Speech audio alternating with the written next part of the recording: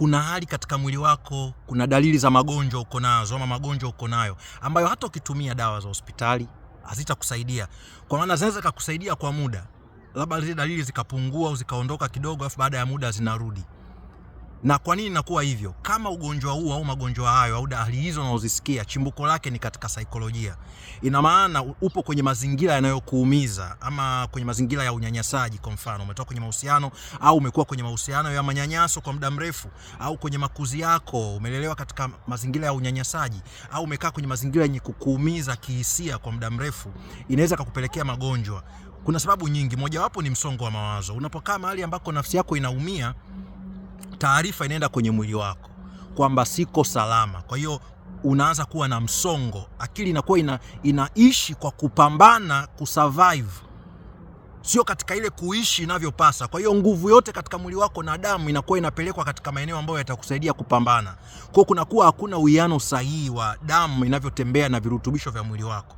Kwa kuna baadhi ya maeneo ya umuhimu katika mwili yanakosa virutubisho vinavyotakiwa. Kwa miongoni mwa sababu kubwa ya magonjwa mengi ni msongo wa mawazo, stress. Na msongo wa mawazo unatokana na maumivu, unatokana na mazingira yanayokuumiza na mazingira ya unyanyasaji. Na pia ule msongo wa mawazo ukikithiri unaenda kuharibu sehemu baadhi ya neva zako katika mwili, inafanya zisifanye kazi vizuri. Mfano, kuna neva ya fahamu ambayo inaunganisha ubongo na sehemu yako ya tumbo, mfumo wa tumbo, moyo na mapafu, inaitwa vagus nerve.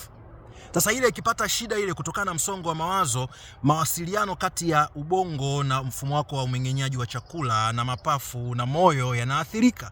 Kwa unaanza kupoteza rhythm, unaanza kupoteza, kwa sababu kumbuka kila kitu kina vibrate, tumbo lina vibrate, linakuwa lina rhythm, inaenda hivi. Moyo ni hivyo hivyo, mapafu ni hivyo hivyo, kila sehemu katika mwili wako iko hivyo. Sasa mawasiliano yale, ili rhythm iende pamoja, ziwiane katika hiyo mifumo yako ya chini na ubongo, katika mawasiliano kuna nerves ambazo zinaunganisha hiyo nyaya za umeme hizo.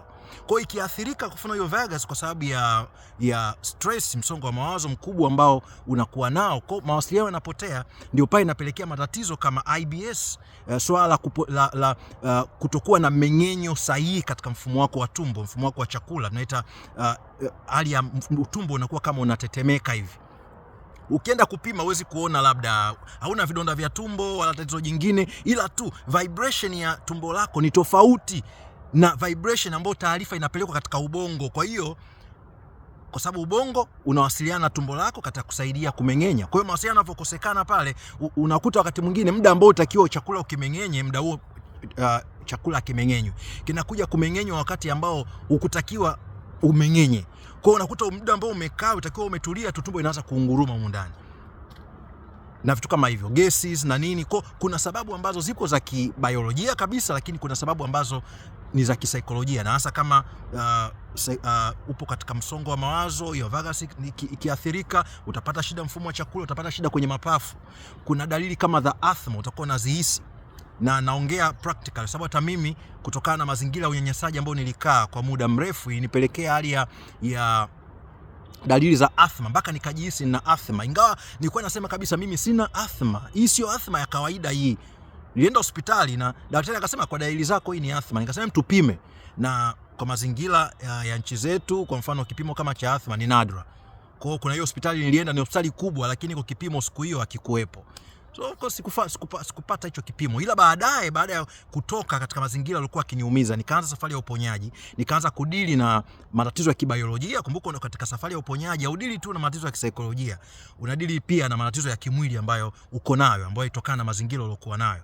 Kwa katika ile safari yangu mimi mwenyewe sasa ya kushughulika na mwili wangu katika kutibu, ndio nikaja kugundua kwamba ile hali ya choking, wakati mwingine usiku unabanwa, unakohoa, unalala na asali pembeni, haikuwa hali ya kawaida ya asthma, ilikuwa ni matokeo ya msongo, matokeo ya stress.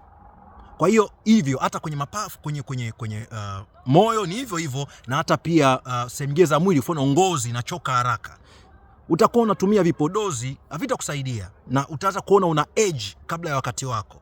Uzee unakuja kwa haraka, tofauti na hali ya kawaida ya mwili na umri wako ulionao, kwa sababu ya msongo ule. Kwa hiyo iko hivyo, jua kwamba mazingira yako yanaweza kukusababisha uwe na msongo wa mawazo ambao utakuathiri utendaji wa mfumo wako wa mwili na kukuletea dalili za magonjwa na hatimaye magonjwa kabisa. Kwa hiyo cha kwanza, hakikisha unakuwa mahali salama. Kuwa mahali salama, yani kuwa mahali ambako akili yako na mwili wako vinasema niko salama. Na wakati mwingine sio lazima kubadilisha, uondoke kwenye nchi, uondoke kwenye mkoa au wilaya. Badilisha hata mazingira yako tu yanayokuzunguka hapo nyumbani. Yawe mazingira ambayo utajiona uko salama. Kama uchafu umelimbikizana, vitu havijapangiliwa, anza kupangilia. Kwenye simu yako unaongea na nani, unafuatilia content gani, yote hiyo inasaidia kukuonyesha uko kwenye mazingira salama. Kama content unazofuatilia zinakukumbusha maumivu, zinakukumbusha situation ambazo hazikuwa zinakufurahisha, automatically mazingira sio salama. Kwa hiyo tunavyozungumza mazingira kuwa salama, sio tu geographically, hata mfumo wote mzima wa maisha ambao uko na wewe. So muhimu sana. Haya mambo ambayo nakuelekeza hapa unapokuwa kwenye program ya uponyaji, na kuelekeza hatua kwa hatua.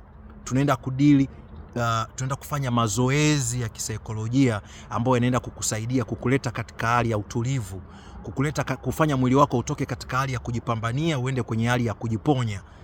Na utaona matokeo yake kwa haraka sana kwenye maisha yako.